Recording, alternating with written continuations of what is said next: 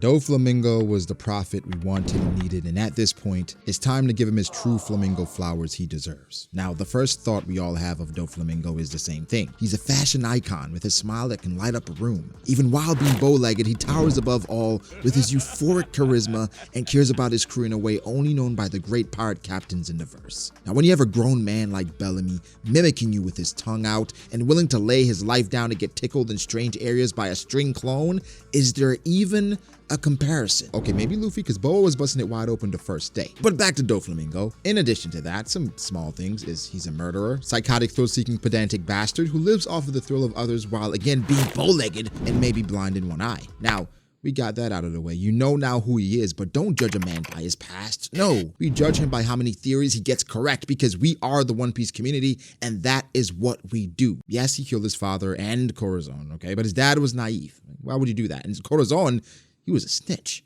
But back to Doflamingo's prophecy and theories, is there a better one in the community? I mean, even Yureron should start wearing pink, because by golly, this man told us everything that was to come, and we see it playing out now. The crazy thing with psychotic characters like Doflamingo is that we fall for the wrong things every time, when those things aren't the true purpose of his character. Yes, he can dress, okay? And as much as we enjoy a good laugh and manipulation and violet rubbing, the true purpose of Dofi is that he's a truth teller. And boy, did he do that. This started with him talking about subscribing to the channel, okay? It's not my fault Dofi was pulling the strings on that setup. All along, boys and girls, you can't get out of the parasite, sorry. So your arm is currently moving to that button to do the thing. But back to Doflamingo. The appeal of this man, it revolves not only around his accomplishments as a villain or major antagonist, but how he spun the world in his web through words and absurdly great narration in the midst of chaos. There aren't many One Piece characters I look forward to diatribes from more than Doflamingo. Okay, this is messed up, but it's genius to it. Think about a boy's family who died to lead poisoning and then heading over to the gun shop on Greenbit and 5th, loading the gun with lead bullets and shooting said boy with those bullets to rub it in good, then plop him into the seat of love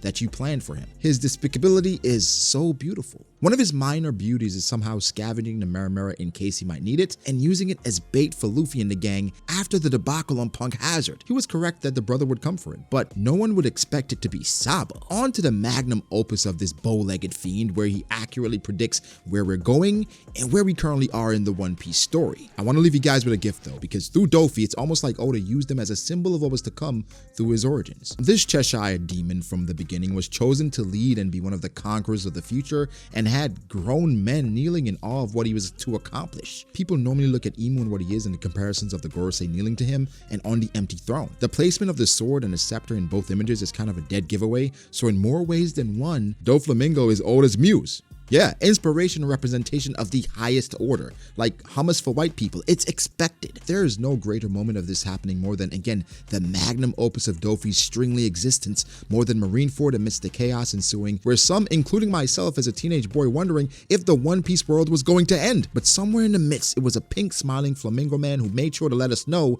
what the meaning behind everything was. Now, the more you learn about Doflamingo, the more you realize he's Oda's puppet. So after gleefully laughing at Kuma's Ursus shock and personally severing Or's leg, he could not get enough of the war. He was like a kid at Chuck E. Cheese, but I find it funny Moria was laughing at how Oars was taken out. Just wait, Moria. More to you later. But Doflamingo was asked by some of the combatants what was so fucking funny. Dofi said that we were at the dawn of a new era. He mentioned that everything was hanging in the balance, and that was amazing for him considering he was the balance. And hanging with string? Okay, more on that later, but are the pirates the bad guys? Is the Navy the good guys? Things like that change with the seasons. Now, while he's saying this, I would like to point out that in the manga, Akainu had just killed a Marine soldier in cold blood for abandoning the battlefield. Was he wrong? You guys decide that, but at this point, Oda was using Dofi as a puppet to create the seed of doubt about what you thought you knew or believed. Now, at that point, I believed Akainu was a handsome cuck of the world government, willing to do whatever to get the job done. But after this, I believed he was a handsome cuck who used the world government as a guise just to dish out justice. A more civil yet disturbingly controlled version of Rob Lucci. Someone willing to toe the line, but just enough to not get in trouble but be scrutinized by Gen Pop. I like him. We continue. Kids who've never known peace and kids who've never known war. It's the job of those at the top to decide what's good and what's evil. And right now, it could go either way. Okay, I just want you guys to keep in mind that this was a blatant lie to drum up some tension at that point, because the world government was dominating, okay? Oars had just been turned to charred giant meat, and the biggest W on the pirate side was Vice Admiral Lons. Who? Exactly.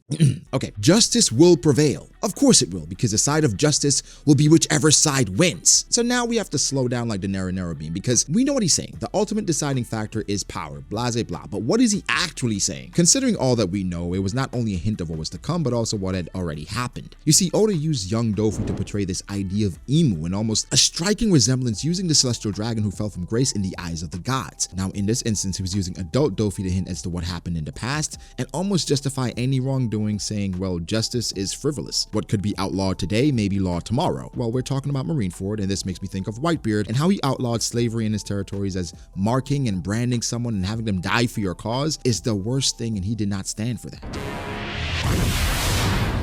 Oh, wait. Well, okay, that's different. But guys, knowing the ancient kingdom got folded by the 20 kingdoms does seem unfair, right? 20 versus 1, but those frivolous things really don't matter. What matters is a scoreboard, and at the end, did I win or lose? Because if I won, I make the rules till someone beats me. And the world government, they have been winning for a long time while making the rules of deleting records to enhance your legacy, a la the Void Century, and it's their game with no referees, and the only possible scorekeepers would be the people that track history and research and document things, and well, those people are witnesses, and Ohara knows well what happens to witnesses. The scorecard is still flawless, even including this proposed collaboration. He was swiped left by Crocodile, only for him to Netflix and chill with Mihawk and Buggy, but the foundation of Cross Guild was there. A Doflamingo and Crocodile team up involving two of the best dressed assholes in the story, that would inevitably lead to more people joining. You see, even with one eye, he was a visionary. Remember I said we talk about Moria's laughter at how Oars was discombobulated? Well, after the war, Oda once again used Dofi as a string to the future through Moria's demise, of course, but come on, this is Moria's legacy.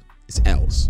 His lore, his arc, his crew members, just L's galore, okay? So it's not a problem, but Dofi told Moria his time was up, and to tell Whitebeard he said hello. Not really, but then Moria asked if the Buddha man was the one who sent him. Dofi confirmed and said, no, not really, higher up, which now we know could be either a stripper, the Gorosei, or Imu. More than likely Imu. Now we can't forget about Dofi leaving the Warlords, and even the Gorosei were not the ones who made that call. Dofi's use of the 16 holy bullets and then the 16 holy beams used on Lelouchia lends itself to this man knowing not only about Imu, but very versed in god numbers. It's very possible 16 is a very sacred number for the Celestial Dragons, or Dofi was in the inner circle as a fallen Celestial, which would be weird, but that's exactly why assassins were being sent, just like Vegapunk, because the Cheshire demon knows too much. Dofi, again, he knew too much right after his capture, which sent Emperor-level rumbling throughout the community because he, again, absolutely called it. The Throne Wars. This is the ultimate prophecy of what was to come. It was enthralling, chilling, hearing Doflamingo's point on how things would unfold with him out of the picture. Him telling Suru that it was Fujitora doesn't speak to Fujitora's role in Dressrosa because for the most part, Fujitora pretended like he didn't see anything.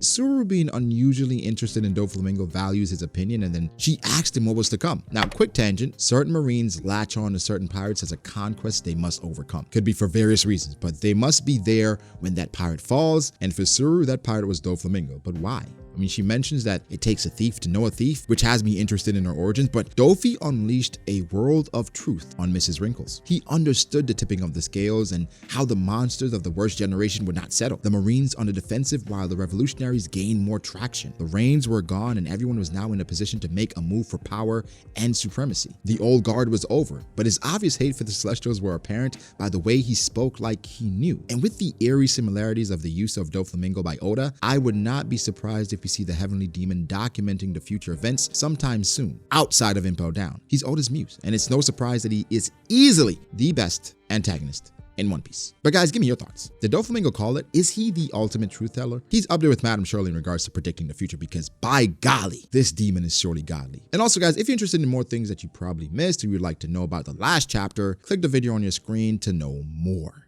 Catch you in the next one. Peace.